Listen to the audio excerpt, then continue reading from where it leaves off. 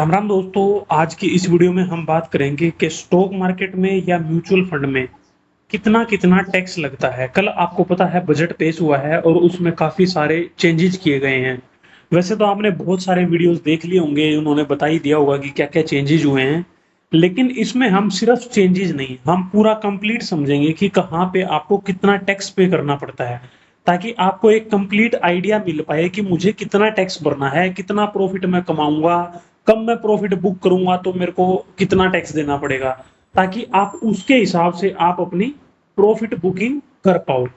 देखो, share market में 3 तरीके से टैक्स लगता है, ये पहले आप समझो।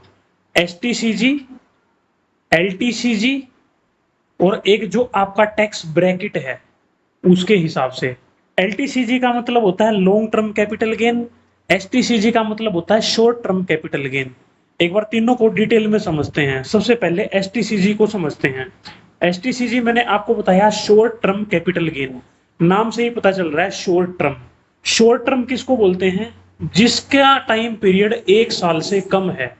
मान लो मैंने आज के दिन कोई शेयर खरीद लिया और मैं उसको अगले 1 साल से पहले पहले सेल कर देता हूं, तो वो उसमें जो भी मेरा प्रॉफिट होगा या लॉस होगा वो शॉर्ट टर्म कैपिटल गेन या शॉर्ट टर्म कैपिटल लॉस में आएगा। तो लॉस की तो बात देखो हम करेंगे नहीं, क्योंकि लॉस में तो आपको कोई भी पैसा पे करना नहीं है टैक्स के रूप में, क्योंकि आपको पहले ही नुकसान हो रहा है। तो उस सेल में जो भी आपको प्रॉफिट हुआ है, मान के चलिए मैंने 1 लाख रुपए का कोई शेयर खरीदा और मैंने उसको फिर 1.5 लाख में बेच दिया। एग्जाम्पल दे रहा हूं मैं ये, और 1 साल से पहले पहले ही मैंने बेच दिया, तो 50,000 रुपए मेरा प्रॉफिट बनता है। इस 50,000 रुपए पे मुझे एसटीसीजी देना पड़ता है। अब ये एसटीसीजी है कितना ये समझो। एसटीसीजी पहले होता था 15%, लेकिन अब कल के बजट में ये बढ़ा के कर दिया गया है 20%। यानी आपको 5वां हिस्सा अपने प्रॉफिट का टैक्स के रूप में देना पड़ेगा। ठीक है, जैसे मैंने अभी एग्जांपल लिया था, उसमें 50,000 रुपए हमें प्रॉफिट हुआ था, तो इसका 20% यानी 10,000। 10,000 रुपए तो सीधा सीधा सरकार आपसे टैक्स ले जाएगी। तो एसटीसीजी अभी आपको समझ में आ गया होगा, लेकिन बस इसमें एक ही चीज है कि आपका जो टाइम पीरियड है प्रॉफिट बुकिंग का वो 1 साल से पहले होना चाहिए। अब एक डाउट ये आता है कि मान लो किसी भी कंपनी के 10 शेयर मैंने आज खरीद लिए, 10 शेयर मैंने अगले महीने खरीद लिए, 10 शेयर मैंने उससे अगले महीने खरीद लिए, तो अब मान लो मैं 1 साल बाद बेच दूं तो मुझे कितना टैक्स लगेगा? वो एलटीसीजी में काउंट होगा, एसटीसीजी में काउंट होगा, वो कैसे होगा? देखो, इसमें क्या नियम होता है, first in first out. FIFA rule है। फर्स्ट इन फर्स्ट आउट का क्या मतलब है? जो 10 शेयर आपने सबसे पहले खरीदे हैं, आप जब भी बेचोगे ये 10 शेयर ही आपके पहले बिकेंगे। उसके बाद फिर आप 10 शेयर बेचोगे तो आपके जो दूसरे नंबर पे आपने खरीदे थे वो बिकेंगे। जो लास्ट में खरीदा है वो बिकेगा भी सबसे लास्ट में। ठीक है, जैसे मेरे पास 30 शेयर थे, अगर 30 में से मैं 15 बेचना चाहूं तो 10 ये बिकेंगे और 5 इसमें से बिकेंगे। ठीक है, बस आपको एक नियम समझ लेना है, जो सबसे पहले खरीदा है वो सबसे पहले बिकेगा। तो उस जो आपके जो बिके हैं उनका अलग अलग का टाइम पीरियड काउंट होएगा। जैसे मान लो मैंने 15 शेयर बेचे, 10 शेयर तो ये बिके सीधा सीधा, तो इनका टाइम पीरियड काउंट होगा कि ये 12 महीने से कम है या ज्यादा है। और जो 5 इसके बिके हैं ना, फिर इनका अलग से टाइम पीरियड काउंट होएगा कि क्या इनको 12 महीने से कम हुए हैं या ज्यादा हुए हैं। अगर मान लो इनको मेरे को 12 महीने से कम हुए हैं, इनको हो चुके हैं 12 महीने से ज्यादा, तो इसमें काउंट होगा मेरा एलटीसीजी। और जो ये 5 शेयर थे इसमें मेरे को काउंट होगा एसटीसीजी। तो ऐसा कुछ नहीं है कि एक कंपनी के आपने शेयर बेचे हैं तो उनमें आपको एक टाइप का ही टैक्स लगेगा, अलग अलग टाइप का भी टैक्स लग सकता है। वो मैंने आपको समझा दिया है। अगर आपको समझ में नहीं आया, थोड़ा सा बैक जाके 2 बार देखो, 3 बार देखो, आपको समझ में आ जाएगा। अब बात करते हैं एलटीसीजी की। एलटीसीजी का मतलब आपको समझ में आ रहा है, लॉन्ग टर्म। लॉन्ग टर्म का मतलब है 12 महीने या 1 साल, उससे ज्यादा। जो भी प्रॉफिट आपने बुक किया है उसको 12 महीने या 1 साल से ज्यादा का टाइम हो चुका है, तो वो आपका काउंट होगा एलटीसीजी में। ठीक है, अब एलटीसीजी कितना लगता है? पहले लगता था 10%, कल जो बजट आया है उसमें ये बढ़ा के कर दिया है 12.5%। ठीक है, 2.5% बढ़ा दिया है। लेकिन इसमें एक चीज और है जो आपको समझनी पड़ेगी एलटीसीजी में। जैसे एसटीसीजी में तो क्या था कि आपने जो भी प्रॉफिट भी बुक किया उसका 20% देना पड़ेगा। एलटीसीजी में पहले क्या था, 1 लाख रुपए तक आपको छूट थी।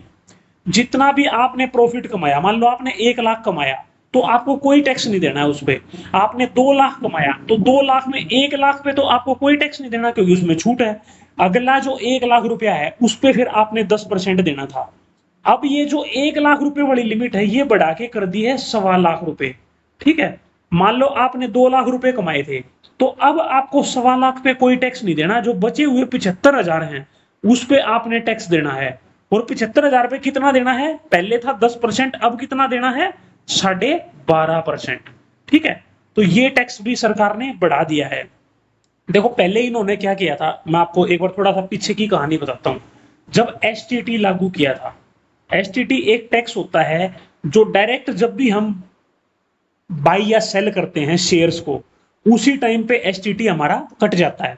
पहले एलटीसीजी होता था, ठीक है, लॉन्ग टर्म कैपिटल गेन आपको लगता था। फिर ये एलटीसीजी बंद करके सरकार ने एसटीटी लागू कर दिया। उससे फायदा क्या हुआ कि आपने जो भी प्रॉफिट किए बुक किया है बाद में आपने कुछ नहीं भरना। जब भी आप खरीदोगे और बेचोगे तो आपका एसटीटी वहीं से डायरेक्ट कट जाएगा। फिर बाद में इन्होंने क्या किया, 2018 में एलटीसीजी दोबारा से लागू कर दिया। एसटीटी को भी खत्म नहीं किया और एलटीसीजी को भी लागू कर दिया, डबल टैक्स कर दिया। अब एलटीसीजी को भी बढ़ा के 12.5% कर दिया गया है और एसटीसीजी को बढ़ा के 20% कर दिया गया है। जो तीसरे टाइप का टैक्स लगता है वो है टैक्स ब्रैकेट। टैक्स ब्रैकेट किसको बोलते हैं, जैसे अभी आपको पता चला है कि 3 लाख रुपए तक आपको कोई टैक्स नहीं भरना। 3 लाख से फिर आगे 5%, फिर 10%, फिर 15%, फिर 20%, फिर मैक्सिमम टैक्स ब्रैकेट है वो है 30%। ठीक है, कुछ शेयर ऐसे होते हैं, शेयर बोल रहा हूं, कुछ म्यूचुअल फंड या कुछ एसेट ऐसे होते हैं जिनमें आपको एसटीसीजी या एलटीसीजी पे ना करके अपने टैक्स ब्रैकेट के हिसाब से पे करना पड़ता है। जैसे एफडी है, आपने बैंक में एफडी करवा दी। एफडी करवाने के बाद मान लो आपको 7% का ब्याज मिला। आपने 1 करोड़ रुपए की एफडी करवाई, उस पे 7% यानी 7 लाख रुपए का आपको ब्याज मिल गया। अब इस 7 लाख रुपए की पे आपको टैक्स भरना है, वो भी अपनी टैक्स ब्रैकेट के हिसाब से। मान लो आप 30% स्लैब में आते हो तो इस 7 लाख का 30% आपको टैक्स देना पड़ेगा गवर्नमेंट को। ऐसे ही शेयर मार्केट में भी कुछ चीजें हैं, जैसे मेनली मैं आपको बताऊं debt. Type of mutual fund की मैंने एक वीडियो बनाई थी, अगर आपको टाइप ऑफ म्यूचुअल फंड नहीं पता है तो आप वो वीडियो जाके देख सकते हो। उसमें भी मैंने आपको बताया था कि डेट जो होता है म्यूचुअल फंड वो एफडी के बराबर ही आप मान सकते हो। 1% आधा परसेंट रिटर्न का थोड़ा बहुत ऊपर नीचे होता है, नहीं तो जो टैक्स है और जो रिटर्न जो आपको मिलते हैं वो लगभग एफडी जैसे ही मिलते हैं। तो डेट जो भी म्यूचुअल फंड है वहां भी आपको अपने टैक्स ब्रैकेट के हिसाब से ही टैक्स देना पड़ता है। यहां पे आपको एलटीसीजी या एसटीसीजी पे नहीं करना पड़ता। मान लीजिए आप टैक्स ब्रैकेट में नहीं आते हैं, आपकी उतनी इनकम है ही नहीं, तो आपको डेट म्यूचुअल फंड पे कोई भी टैक्स नहीं पे करना है। लेकिन अगर मान लो आप 30% स्लैब में आते हो तो आपको जो भी डेट म्यूचुअल फंड से प्रॉफिट हुआ है उस पे आपको 30% टैक्स देना पड़ेगा। अब कंफ्यूजन होता है, जो हाइब्रिड म्यूचुअल फंड होते हैं, हाइब्रिड में क्या होता है, डेट भी होती है प्लस इक्विटी भी होती है। तो उसमें फिर हमें कौन सा टाइप का टैक्स पे करना पड़ेगा, क्योंकि उसमें तो डेट भी है और उसमें इक्विटी भी है। तो एक बात आप समझो, जहां 35% से कम इक्विटी है, ठीक है, यानी 35% से कम आपका पैसा शेयर मार्केट में लगा है, वहां पे आपको टैक्स ब्रैकेट के हिसाब से टैक्स पे करना है। क्यों, क्योंकि आपका ज्यादा पैसा लगा है डेट में, 65% या उससे ज्यादा पैसा डेट में लगा है, तो आपको टैक्स भी डेट के हिसाब से ही पे करना पड़ेगा। और डेट में कैसे लगता है, टैक्स ब्रैकेट के हिसाब से। आप 30% में आते हो तो 30%, 20 में आते हो तो 20%। अगर आप किसी भी ब्रैकेट में नहीं आते हो तो आपको कोई टैक्स नहीं देना पड़ेगा। दूसरी बात, अगर 35% से ज्यादा आपका इक्विटी में एलोकेशन है, ठीक है, तो आपको एलटीसीजी और एसटीसीजी पे करना पड़ेगा।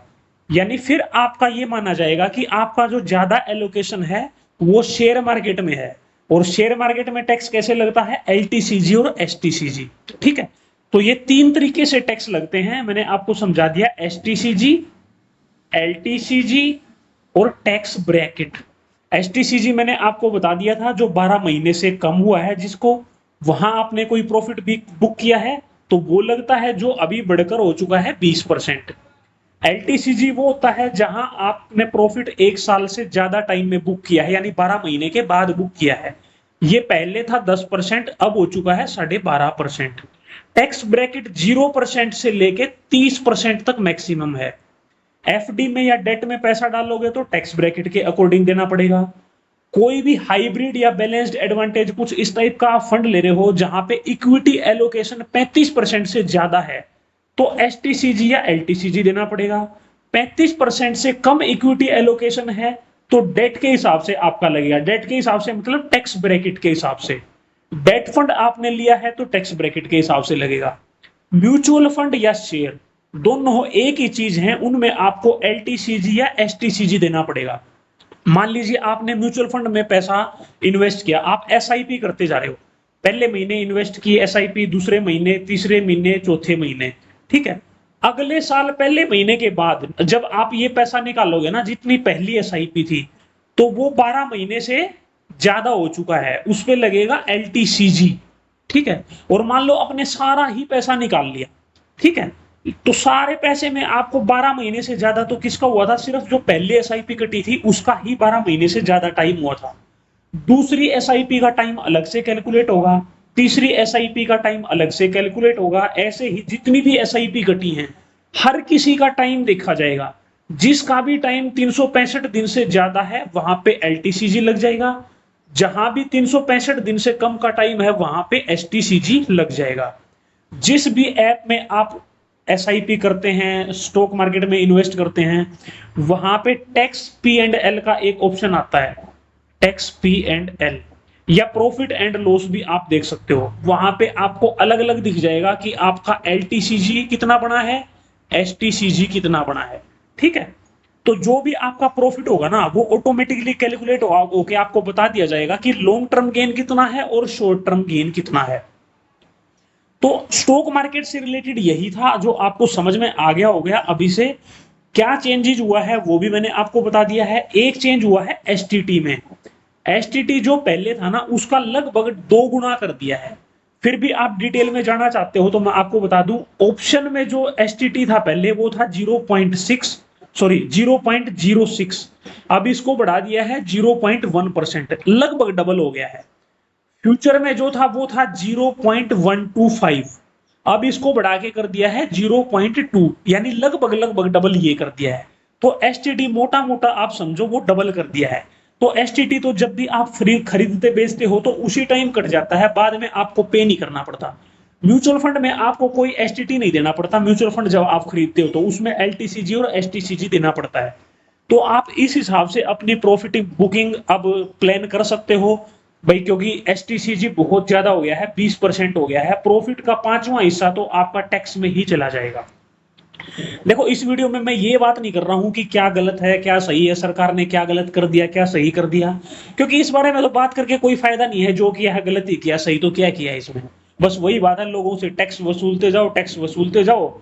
और ये टैक्स कहाँ जा रहा है, देखो टैक्स भरने का मजा ना तब है जब लोगों के ऊपर वो पैसा लग रहा हो, ठीक है। अगर आपको ये लग रहा हो ना कि देश में सही में वो चीजें हो रही हैं जिसके लिए हम टैक्स पे कर रहे हैं, मान लो मैं आज कमाई कर रहा हूं, मैं 50% भी टैक्स दे दूं, अगर मुझे ये लग रहा है कि मेरा बुढ़ापा सेफ है, रिटायरमेंट के बाद मुझे कोई दिक्कत नहीं है, सरकार मेरी गारंटी लेती है, मेरे बच्चों की एजुकेशन, मेरी फैमिली में किसी को मेडिकल कोई प्रॉब्लम होगी, इन सब का खर्चा गवर्नमेंट उठाती है। हम यूरोपियन और यूएस से अपने आप को कंपेयर तो करने लग जाते हैं, क्योंकि वो ज्यादातर वही लोग करते हैं जो सरकार को सपोर्ट करते हैं। वो कंपेयर करेंगे कि वहां देखो 55% तक टैक्स है, हाँ वहां 55% तक टैक्स है, लेकिन मेरे को अपने बुढ़ापे के लिए, अपने रिटायरमेंट के लिए पैसा जोड़ना है, उन लोगों को नहीं जोड़ना है। वहां पे सरकार की लायबिलिटी है सब कुछ, किसी को भी कोई दिक्कत आ गई, घर में कोई बीमारी होगी, वहां पे सरकार की तरफ से हेल्थ केयर फैसिलिटी सबको फ्री मिलती हैं। यहाँ पे आप जाके देखो, लेके देखो कुछ फैसिलिटी आपको क्या मिलेगा। घर में किसी को एक बीमारी होगी ना, तेल निकल जाता है भाई साहब एक आम आदमी का, जिसने पिछले 5-10 साल में जो भी पैसा जोड़ा है ना, और किसी का 2-4 लाख रुपया मान लो बीमारी पे लग गया, समझ लो उसका तो तेल निकल गया, उसकी तो सारी कमाई गई। और दूसरा बच्चों की एजुकेशन, एजुकेशन इतनी महंगी है, यहाँ फ्री है नहीं। बाहर के कंट्रीज में एजुकेशन बिल्कुल फ्री ऑफ कॉस्ट है। तो उनके टैक्स स्ट्रक्चर से हम अपने देश के टैक्स स्ट्रक्चर को बिल्कुल भी कंपेयर नहीं कर सकते। अगर ये सारी फैसिलिटी हमें मिले तो आप लीजिए 30% टैक्स, बढ़ाइए एलटीसीजे, बढ़ाइए एसटीसीजे, क्या दिक्कत है। लेकिन वही टैक्स का पैसा जा कहां रहा है, हमारे ऊपर तो लग नहीं रहा ना, हमें फैसिलिटी तो मिल नहीं रही है, असली दिक्कत तो यही है। तो इसलिए इस वीडियो के बहुत ज्यादा डीप में नहीं जाते हैं कि क्या सही था क्या गलत था, बाकी फिर भी आप कमेंट करके बता सकते हो। तो आज की वीडियो में इतना ही दोस्तों, फिर भी आपका कोई डाउट है तो कमेंट सेक्शन में लिख के पूछना, मैं जवाब जरूर दूंगा। मिलते हैं नेक्स्ट वीडियो में, थैंक यू।